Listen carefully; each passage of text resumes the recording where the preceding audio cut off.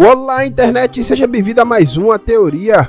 O filme do Homem-Formiga acabou de ser lançado nos cinemas, e ao longo deste vídeo, vamos falar das duas cenas pós-créditos mostradas no final de Homem-Formiga e Vespa Quantumania, e teorizar o futuro da fase 5. Então já vai dando aquela deidada no like e se inscreve no canal, enquanto mergulhamos fundo em Homem-Formiga e Vespa Quantumania.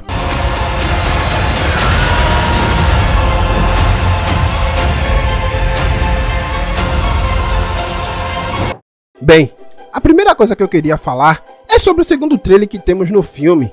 Na verdade, isso foi tirado da segunda temporada de Loki e nos dá uma boa ideia de como será a próxima série. A Marvel já fez esse tipo de coisa algumas vezes. No Way Home, por exemplo, terminou com o trailer de Multiverso da Loucura. Se voltarmos ao primeiro filme do Homem-Formiga, terminou com uma cena de guerra civil, então eles estão mantendo a tradição. A primeira temporada de Loki terminou com a revelação de que as variantes de Nathaniel Richards foram lançadas no multiverso, e pegamos Loki e Morbius em um teatro durante o início do século XX. A julgar pelas roupas, parece que isso se passa entre o início do século e na década de 1920. De qualquer forma, está claro que esta temporada terá muitas viagens no tempo, e eles provavelmente usarão isso para rastrear variantes do Kang em todo o multiverso. A primeira temporada foi sobre rastrear uma variante do Loki, e eu gosto de como o tema foi levado para a segunda temporada. A variante que pegamos aqui é Victor Timely, e isso por si só já é um easter egg. Timely, é claro, é uma referência. Antes da Marvel se tornar Marvel, era na verdade uma empresa chamada Timely Comics, que foi fundada em 1939. O nome então mudou para Atlas Comics, e foi durante os anos 60 que finalmente se tornou Marvel. Ainda assim, os criadores deram esse nome a Kang como uma espécie de piada para os leitores de quadrinhos.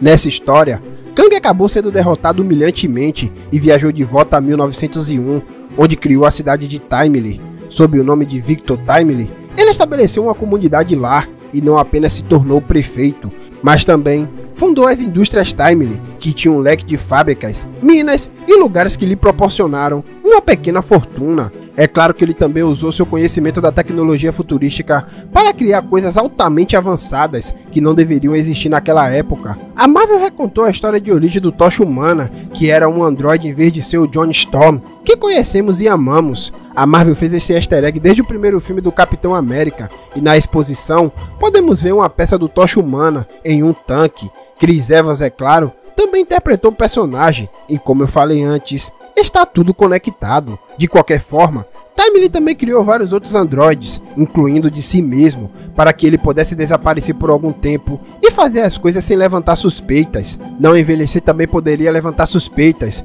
e da mesma forma que Kingo, que teve que continuar fingindo sua morte, Victor Timely também teve que morrer. Kang então se tornou Victor Timely Jr.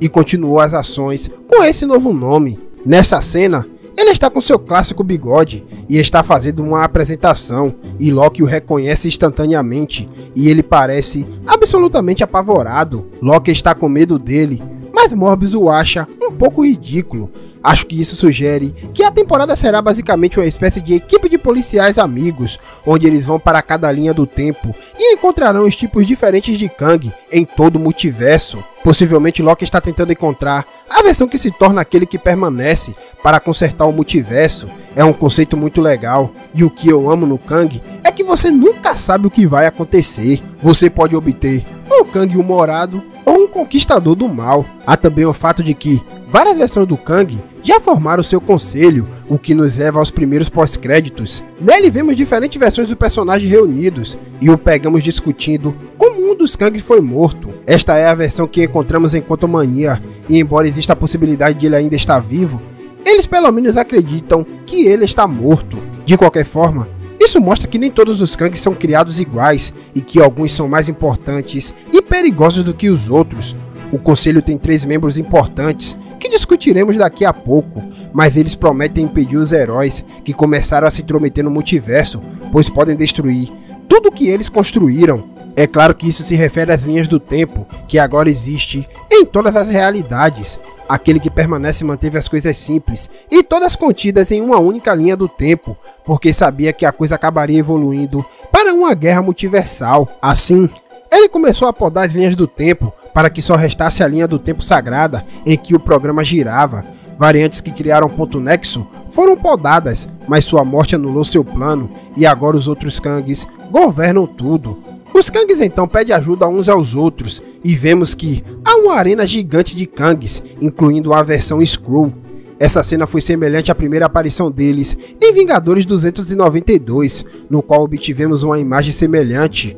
Há alguns que usam o mesmo teletransporte que o Senhor Fantástico usou em Multiverso da Loucura, e o personagem também é descendente dele. Agora, as principais variantes que lideram o conselho são Immortus, Ramatut e, segundo os relatos, é o Centurião Escarlate. Eles parecem um pouco diferentes, mas é o que os vazamentos da cena disseram com antecedência, e como eles estavam certos, vamos seguir em frente.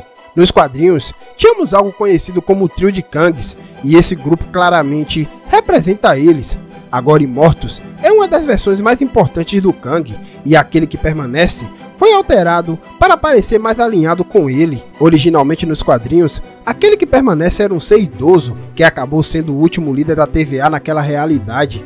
Ele olhava para o final da linha do tempo, antes que as coisas recomeçassem. Ele deixava para trás informações para que os próximos pudessem começar as coisas, e esse ciclo continuou por trilhões e trilhões de anos, e essa foi uma parte muito natural do universo. No MCU, ele também é o líder da TVA, mas por ser variante do Kang, ele também tem laços com o personagem. Aquele que permanece usava longas túnicas roxas, assim como Immortus.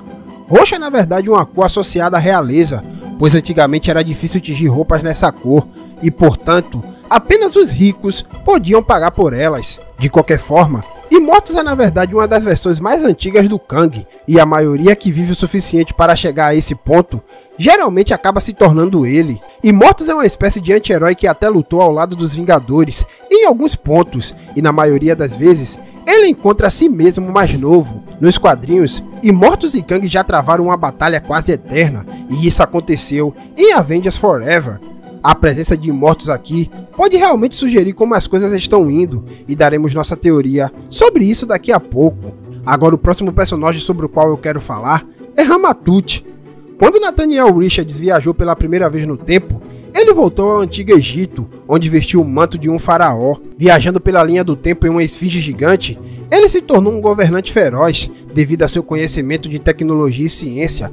Na verdade, vimos essa referência no episódio 5 de Loki, quando vimos uma esfinge com o nariz intacto, que parecia idêntico ao de Kang. É possível que no vazio aqui, na verdade, tinha várias coisas pertencentes a linhas do tempo poldadas, e é por isso que vimos um edifício Stark e o capacete do Jaqueta amarelo. É claro que ele acabou se tornando MODOK, e pode estar relacionado a esse episódio em Loki.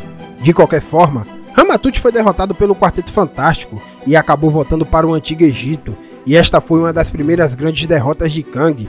Sabemos que um filme do Quarteto Fantástico está chegando, e potencialmente, eles podem ter Ramatut como um antagonista, arrumando tudo isso. Agora por último, é o Centurião Escarlate, que meio que se constrói nas costas de Ramatut. Nos quadrinhos, Kang acabou sendo derrotado pelo Quarteto Fantástico, e então viajou para o século XX, onde se deparou com o Doutor Destino. Acreditando que eram parentes, eles começaram a trabalhar juntos, e Kang se tornou o Centurião Escarlate. Ele criou uma armadura baseada no design do Doutor Destino, e eles podem acabar trazendo isso para o MCU. Doutor Destino ainda não foi introduzido, mas eles poderiam muito bem ter Kang de alguma forma trabalhando com o personagem e abrir um caminho para ele se tornar um super vilão. O Centurião foi derrotado pelos Vingadores, e após essa derrota, pretendia viajar para o século 31. Ele ultrapassou e acabou em um mundo dizimado pela guerra. Agora, em relação ao que poderia estar acontecendo aqui, se olharmos para os quadrinhos, há algumas pistas. Ao longo do tempo, surgiu uma versão do Kang chamada Prime, que começou a eliminar as linhas do tempo, de onde vieram outras versões de si. Isso irritou alguns deles, e uma luta entre eles começou, e basicamente levou os Vingadores a parar Kang, enquanto os outros tinham outras coisas para lidar. Isso levou a uma batalha entre Kang Prime e o último Kang. O último Kang morreu tentando matar Kang Prime, deixando aparentemente Kang Prime como o último do conselho. No entanto, Descobrimos que Immortus estava manipulando a coisa toda e ele criou o conselho para reunir todos os Kangs e destruí-los. Ele também criou uma arma que reunia as memórias de cada versão diferente do Kang que já existiu. Com esse conhecimento, Immortus pretendia se tornar o governante de todos os tempos e acho que isso pode ser algo que será trazido para o MCU. Agora a versão Skrull também é muito interessante, pois temos invasão secreta saindo nos próximos meses. Potencialmente, veremos essa variante do Kang nessa série, embora isso possa ser algo que eles não acabem incluindo. De qualquer forma, acho que grandes coisas acontecerão com o personagem daqui pra frente, e com Jonathan Major sendo o melhor do filme, mal posso esperar para ver o que eles prepararam. O conselho dos Kang influenciou várias coisas, como o conselho dos Ricks, de Rick e Morty, e Reed Richards até tentou criar seu próprio conselho para tentar vencê-los. Muitas coisas podem acontecer, e eu gostaria de saber a sua opinião. O que você achou do filme e dessa teoria?